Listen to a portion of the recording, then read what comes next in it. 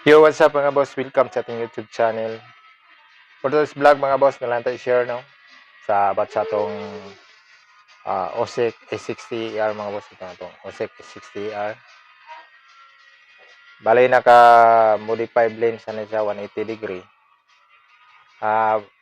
For this vlog mga boss, nalang tayo share no sa mga hindi pa nakaalam dyan kung paano i-connect to sa cellphone.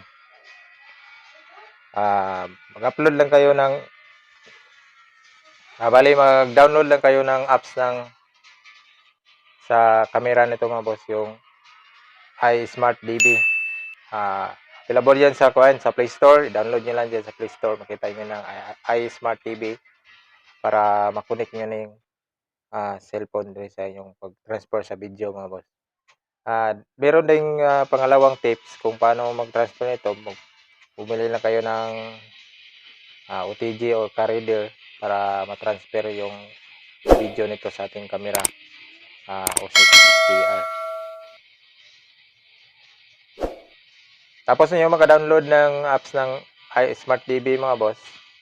I-open nyo dito. Open natin to. Ayan. Dito sa gilid kasi yung ito, wifi niya. Tap nyo lang to. Ayan, naka-wifi na siya. Oh. Ayan. Tapos yung i-open nyo yung apps ng iSmart TV. Hindi ko lang makita yung kasi isa lang yung cellphone gamit ko.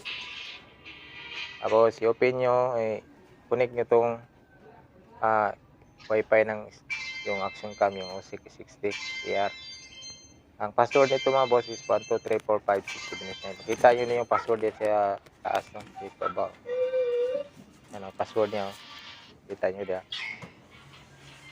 Tapos pagka-connect na yan mga boss, tap nyo yung sa taas, parang may pando sa taas, no? Check bata. Kita nyo dito, ayun.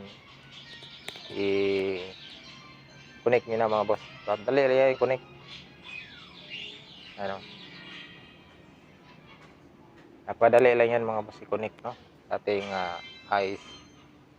cellphone. Ayan.